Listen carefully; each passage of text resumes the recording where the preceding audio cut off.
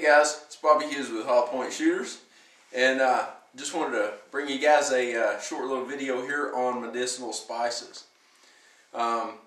Finally got a couple inches of snow last night, and it's cooling off a little bit more. And so I think Tuesday I'm off work, so Monday afternoon I'm going to take off a little bit early, head up to the Winter Wilderness Survival Camp, and spend a night up there. Probably just one night, get some stuff done on Tuesday, and then I'll probably come back on Tuesday evening because I got to go back to work on Wednesday morning again. Alright, so anyway, what I wanted to do is I was just down here getting my pack ready for Monday, so that way I can take everything with me. And I went over briefly in the winter pack out video some of the stuff that I carried. But then there's some other stuff that I didn't go over, and one of those things that I wanted to go over was spices that I carry.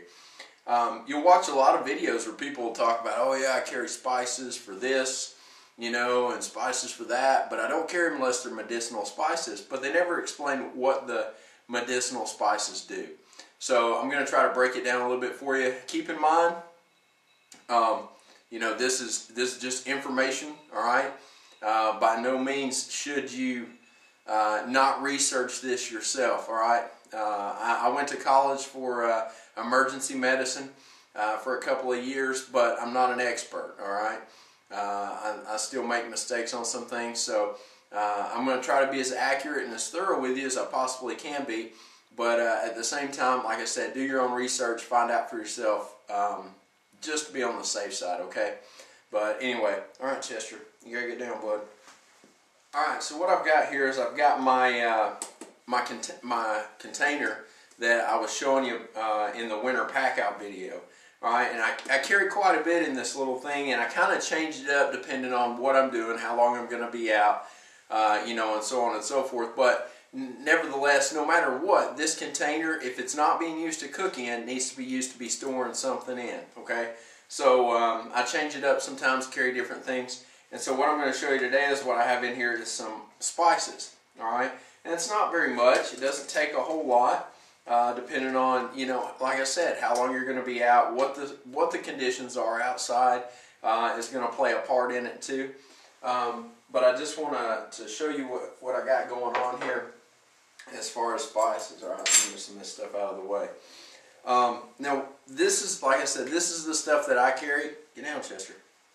This is the stuff that I carry, and I make everything stupid proof, okay? Because when you're out there, if it comes down to the point to where you need this for survival, more than likely you're going to either be numb or overheated or dehydrated or whatever. And when those things start happening, you start losing basic motor skills, all right? And when you start losing those basic motor skills, you start losing the ability to make really quick and concise decisions. So what I do is I call it stupid proof. I stupid proof everything, alright? What I have are some old 35 millimeter film containers, alright? And I get on the computer and I make labels for them, and I put what spices in there and what that helps and how to prepare it, and I also put the date that I actually put it in here, so that way I know if something only lasts a couple of years that, oh man, I did that in 2011, I should probably change that out, you know? So I do that. I'm just going to go over with you real quick the ones that I carry and what they're used for, alright? And excuse the video quality, it's kind of dark down here in my shop, and so what I've done is I've got some work site lights and put them up to help try to illuminate it a little bit, make it a little bit brighter, a little bit clearer for you, alright? First thing we're going to talk about is something that everybody should carry no matter what, and this stays in my pack whether I'm going out for a day or a week, alright, and it's salt. Just plain Morton salt, and like I said, I put on there what I can use it for. Now I can use this, you know, squirrel, rabbit, whatever, you can season your meat with it, but also some really good things for salt is for a sore throat or a toothache, or your gums are hurting, canker sores, you blister your tongue when you're, you know, drinking your hot chocolate or eating or whatever. You can take some salt, put about 2 tablespoons of salt in 8 ounces of hot water, not too hot, but hot enough that you can stand it, and you know, sore throat, you gargle it. You can swish it in your mouth to help kill bacteria in your mouth. You know, it'll relieve toothaches, gum aches, things like that. All right, so it's really good for that. You can also mix just a little bit of water with some salt and make like a mush. You can put that on like bee stings or insect stings too, and use that as well. You also do the same thing for poison ivy or poison oak. All right, so it'll neutralize that poison ivy or poison oak. Another thing that you can do with salt is you can make your own homemade saline nasal spray. All right, if you got bad sinuses or allergy problems and you don't have any medicine for it, you can use the salt, and you have to mix it a lot lower content, but you can actually make like a nostril rinse. And what I'll do in that situation is, I don't have a squirter or anything like that. I'll mix it up in a cup, pour it into my hand, and then suck it up my nose. All right, and what that does is it'll come all the way through and clear out, and then you just spit it out. All right, and it really works good for that.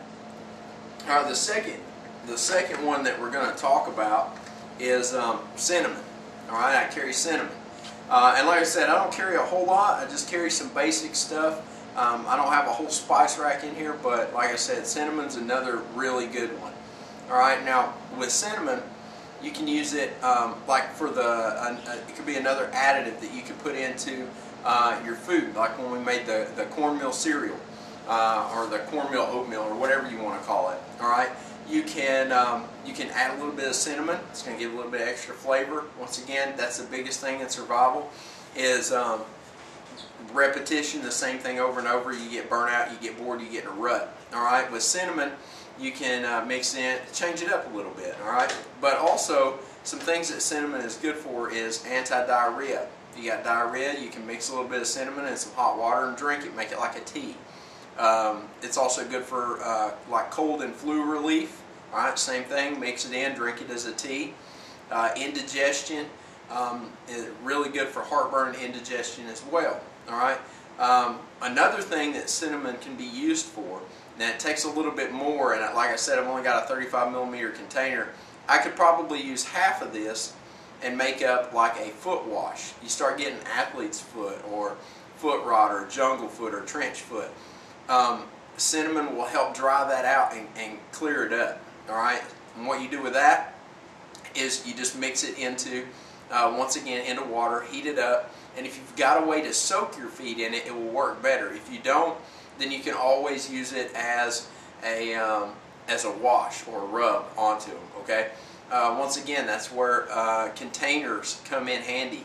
All right, if you've got something like a cook pot or something, you don't necessarily want to soak your athlete's foot or your foot fungus up in your, your cooking stuff, but you got a trash bag or a, some sort of container or something.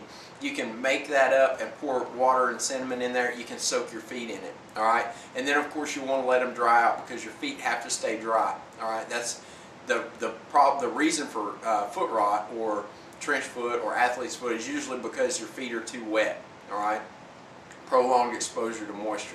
So cinnamon's a good one too. All right, the next one we're going to go over is cloves. All right, now cloves are a little harder to come by. They're a little expensive, but for what they can do for you is great. I usually don't use cloves for cooking spices or anything, but it's a great first aid spice to have. All right, now cloves, they're good for, once again, good for toothaches. They're good for nausea, good for vomiting relief, and they're very, it's a very anesthetic type of spice. You can actually soak a couple of cloves in some water and use it as a mouthwash. Once again, just like with salt, and it's an anesthetic mouthwash. Okay, so but where it comes into place with a toothache or something like that, you don't actually have to boil it in the tea. So if you need something quick, you need to get to it, you don't have time to build a fire and heat up water and everything else to make your tea, you can pop a couple of cloves in around the gum where your tooth hurts, and whatever's in the clove it penetrates your bloodstream, and that's what will allow you to have that relief from the cloves. All right. one thing while I'm on the whole toothache and gum aches and stuff like that, whenever you're in survival, oral hygiene is of the utmost importance, okay? Your mouth, your skin, your feet, your head, all that stuff, it's not a direct entryway into your bloodstream. Your mouth is.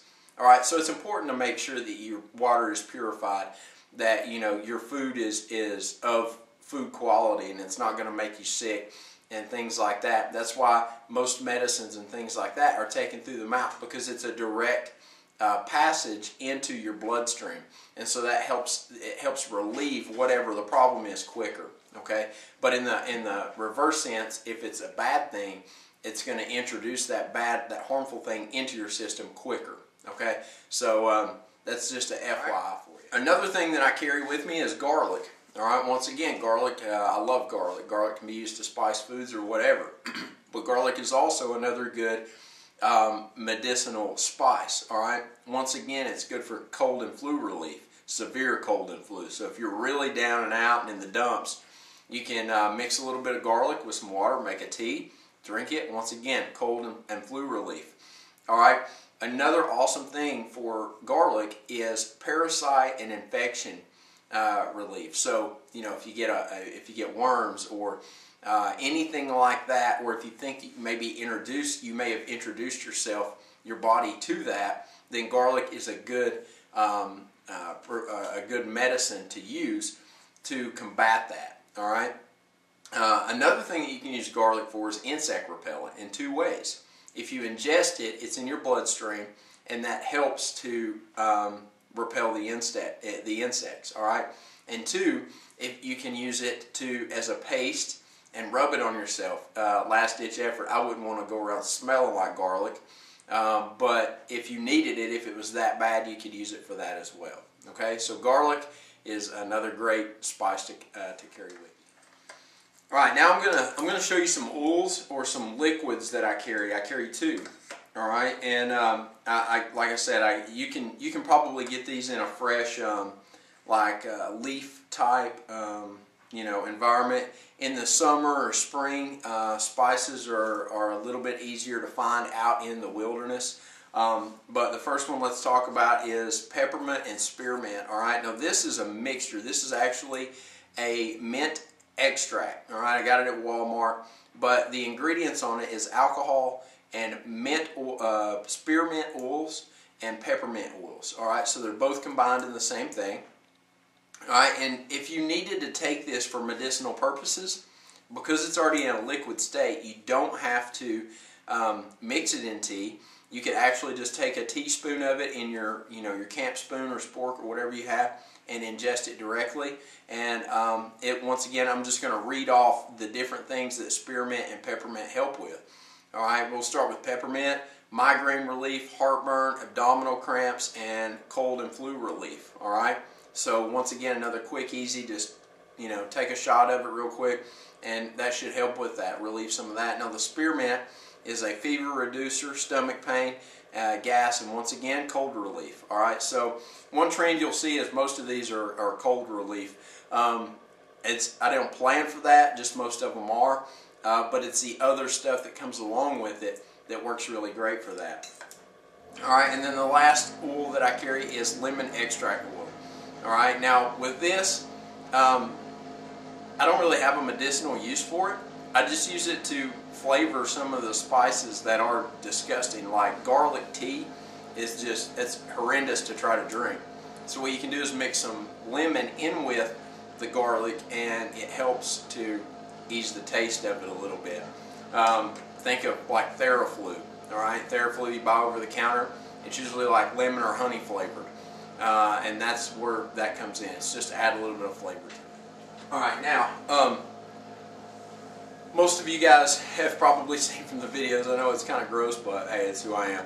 I'm a tobacco user. I'm not an advocate for tobacco user. I'm not saying it's good for you, because it's not. All right, so if you're a kid watching this, don't think it's cool to use tobacco, because it's not. All right, but in the case that you do use tobacco, I'm a tobacco user, so 9 times out of 10 I have tobacco with me. All right, now where this comes in handy is the tobacco can be used as a medicinal purpose as well. All right, for insect relief. You get a bee sting, or you get bitten, or anything like that, the tobacco will actually draw the poison out of the bite itself. Okay, so if you get a snake bite, or if you get a bit like stung by a bee, like once again, like what I said, you can take some tobacco that's already in your mouth, it's moist. You can place it right on the wound and wrap it up, and that nicotine and that tobacco will pull the poison out of whatever bite it is. All right, like I said, it's not a lifesaver, but you know, obviously, if you're allergic to bees, you should probably be carrying a epinephrine pen with you. All right, you know that if you're definitely allergic to them. Poisonous snakes. Once again, you need to seek medical attention. All right. So, but if you've got the tobacco, you can put it on there and wrap it up. Then that's going to give you just a little bit extra protection while you're getting out of the woods and seeking medical. All right. So that's about all that I carry, guys. I hope you guys got a little bit of something out of here. Keep in mind, like I said at the beginning, by no means am I a doctor or a medical expert. Okay, so it's important for you to do the research on what you want to carry and how you intend to use the spices and so on and so forth, okay, for medicinal purposes. But it's just a little bit of information to maybe spark your brain, spark your creativity onto what you would want to carry, all right? But in all situations, if it's that bad that you can't deal with it, seek medical attention, guys, okay? But anyway, that's all I got for you today. Stay tuned with our channel. We're going to be having several the WWS series videos pop up within the next week or so. Like I said, I'm going out Monday night, going to spend the night Monday night and be out there Tuesday. So I've got 5 or 6 videos lined up for you guys on things that I'm going to be doing out there. And as always, I hope you guys have a wonderful day. Get out there, shoot some guns, be safe, and have fun. If you're not already subscribed to us, go ahead and subscribe. It lets us know that you care and that you're interested in what we're doing. And click that like button. It also lets us know that you care and you support what myself and Hollow Point Shooters is doing. All right? Peace, guys.